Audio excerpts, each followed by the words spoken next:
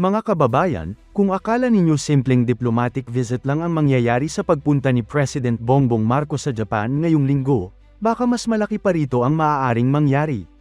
Dahil kung pagbabatayan natin ang mga lumalabas na indikasyon, posibleng hindi lang ito tungkol sa mga handshake at photo opportunity. Posibleng ito ay maging isa sa pinakamahalagang state visit ng Administrasyong Marcos pagdating sa usapin ng depensa, ekonomiya, enerhiya, at mismong direksyon ng Pilipinas sa mga susunod na taon. At mas nakaka-interes pa rito, marami sa mga posibleng pag-usapan ay konektado sa mga nauna nating content. Mula sa usapin ng Japanese military equipment para sa Pilipinas, hanggang sa mga radar system, missile defense, at maging sa energy security ng bansa.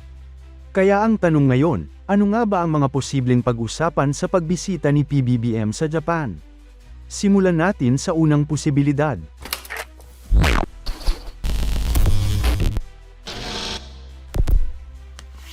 Ang isa sa pinakamalaking inaasahan ay panibagong round ng Official Security Assistance o OSA mula sa Japan para sa Pilipinas. Kung matatandaan ninyo, ang Japan ay unti-unti nang nagpapalawak ng kanilang security cooperation sa mga bansang kapareho nila ng concern pagdating sa maritime security at regional stability. At isa sa pinakamalapit nilang partner ngayon sa Southeast Asia ay ang Pilipinas. Sa ilalim ng OSA program, maaaring magbigay ang Japan ng iba't ibang kagamitan at suporta sa Armed Forces of the Philippines at Philippine Coast Guard. At kung pagbabasehan ng mga naunang assistance, malaki ang posibilidad na ang magiging focus ay maritime security at domain awareness. Bakit mahalaga ito? Dahil sa panahon ngayon, hindi sapat ang magkaroon lang ng barko o eroplano. Ang mas mahalaga ay kung gaano mo kaaga makikita ang posibleng banta. Parang cellphone lang yan. Kahit gaano kaganda ang camera ng cellphone mo, kung wala kang signal, limitado pa rin ang kakayahan nito. Ganun din sa depensa. Kahit may barko ang Pilipinas, kung hindi natin agad na monitor ang mga nangyayari sa ating karagatan, magkakaroon pa rin ng problema. Kaya posibleng radar systems, surveillance equipment, communication systems, at iba pang kagamitan ang pagtuunan ng pansin. At dahil pinag-uusapan natin ang military equipment, dumako tayo sa susunod na posibilidad. Isa sa mga pinaka-inaabangan ay ang usapin ng paglipat ng ilang used Japanese defense assets papunta sa Pilipinas. Kabilang sa mga madalas lumabas sa mga usapan ay ang Abukuma-class destroyer escorts. Kung mangyayari ito, malaking dagdag kakayahan nito sa Philippine Navy. Bagamat hindi na sila ang pinakabagong barko ng Japan, tandaan natin na ang military standards ng Japan ay napakataas. Ang isang lumang barko para sa Japan ay maaaring advanced pa rin kumpara sa ilang kagamitan ng ibang bansa. Bukod dito, nandyan din ang usapin tungkol sa Beechcraft TC-90 aircraft. Mahalaga ang mga aircraft na ito dahil ginagamit sila sa surveillance at maritime patrol missions. Sa simpleng salita, para silang mata sa himpapawid. Mas malawak ang kayang makita, mas maagang natutukoy ang mga kilos sa dagat, at mas mabilis ang pagresponde. At hindi rin mawawala sa usapan ang Type 88 land-based anti-ship missile systems. Kung sakaling magkaroon ng mas seryosong pag-uusap tungkol dito, magiging malaking hakbang ito para sa kakayahan ng Pilipinas sa coastal defense. Dahil isipin ninyo ito, ang bansang napapalibutan ng dagat ay kailangang may kakayahang protektahan ang sarili nitong mga baybayin. Hindi sapat ang depensa sa dagat lamang. Mahalaga rin ang depensa mula sa lupa. Bukod pa rito, mayroon ding posibilidad na magkaroon ng update sa usapin ng karagdagang air surveillance radar systems para sa Philippine Air Force. Napakahalaga ng radar systems sa modernong depensa. Ito ang nagbibigay ng kakayahan para makita kung ano ang papalapit sa himpapawid ng bansa. At sa panahon ngayon kung saan mabilis ang galaw ng modern aircraft at missile systems, bawat segundo ay napakahalaga. Ngunit isa pa sa mas nakakaintrigang posibilidad ay ang Type 03 CHUSAM medium-range surface-to-air missile system.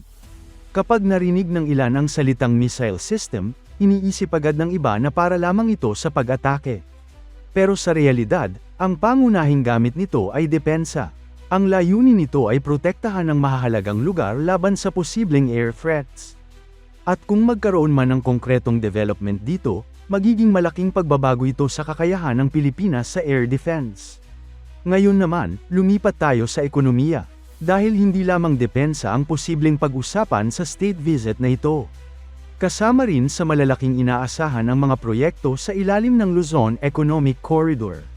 Kung tutuusin, napakalaki ng potensyal ng proyektong ito. Layunin nitong mapabilis ang koneksyon ng iba't ibang economic area sa Luzon upang mas mapabilis ang paggalaw ng negosyo, transportasyon, at industriya. At isa sa pinakamahalagang partner ng Pilipinas dito ay ang Japan. Maaaring magkaroon ng mga bagong kasunduan sa rail projects, transport infrastructure, logistics facilities, at manufacturing investments. Kapag naging maayos ang mga proyektong ito, hindi lang ito tungkol sa mga bagong gusali o tren. Mas malaki ang epekto nito. Posibleng magkaroon ng dagdag trabaho. Posibleng mas dumami ang negosyo. Posibleng mas bumilis ang pag-unlad ng ilang lugar. At alam naman natin na isa sa mga pinakamalaking problema sa bansa ay ang mabagal na transport system. Kaya anumang tulong para rito ay malaking bagay. Ngayon naman, pag-usapan natin ang isa sa pinakamahalagang usapin para sa bawat Pilipino. Enerhiya. Dahil kahit gaano kaganda ang ekonomiya at depensa, kapag may problema sa enerhiya, maaapektuhan pa rin ang lahat. Sa kasalukuyan, malaki ang pagdepende ng Pilipinas sa imported refined petroleum products. At dahil limitado ang kakayahan ng natitirang refinery sa bansa, umaasa pa rin tayo sa mga imported fuel products. Kaya isa sa mga posibleng pag-usapan ay kung paano mapapalakas ang energy security ng bansa. Posibleng magkaroon ng usapan tungkol sa prioritization ng access sa Japanese refined petroleum products. Bakit ito mahalaga? Dahil kapag nagkaroon ng malalaking problema sa global supply chain o pandaigdigang tensyon, maaaring maapektuhan ang supply ng langis. At kapag nangyari yun, hindi lang gasolina ang tatamaan. Pati presyo ng pagkain, transportasyon, at iba't ibang produkto ay maaaring maapektuhan. At panghuli, isa rin sa mga pinakamainit na posibilidad ay ang renewable energy at civilian nuclear power. Sa maraming bansa ngayon, unti-unting lumilipat sa mas malinis at mas matatag na energy sources. Ang Japan ay isa sa mga bansang may malawak na karanasan sa energy technology. Kaya posible ring magkaroon ng mga investment deals para sa renewable energy projects tulad ng solar, wind, at iba pang alternatibong energy sources. Ngunit mas nakakakuha ng atensyon ang usapin tungkol sa civilian nuclear power. Sa Pilipinas, matagal nang kontrobersyal ang usaping ito. May mga nagsasabing kailangan na natin ito para magkaroon ng stable at malaking energy source. Habang may ilan namang nananatiling maingat dahil sa mga concern sa kaligtasan at gastos. Pero anuman ang magiging direksyon nito, malinaw na hindi na may iwasang pag-usapan ang pangmatagalang energy strategy ng bansa. Sa kabuuan, mga kababayan, ang pagbisita ni PBBM sa Japan ay maaaring hindi lang simpleng state visit. Posibleng ito ang maging daan sa mga kasunduan na maaaring makaapekto sa depensa, ekonomiya, infrastruktura, at enerhiya ng Pilipinas sa mga susunod na taon. At kung mapapansin ninyo, halos lahat ng posibleng usapan ay magkakaugnay. Kapag lumakas ang depensa, tataas ang seguridad. Kapag lumakas ang ekonomiya, mas maraming oportunidad.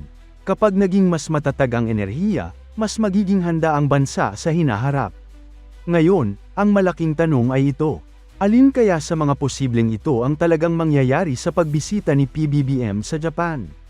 At sa tingin ninyo, ano ang pinakaimportante para sa Pilipinas, karagdagang military assets, economic projects, o energy security?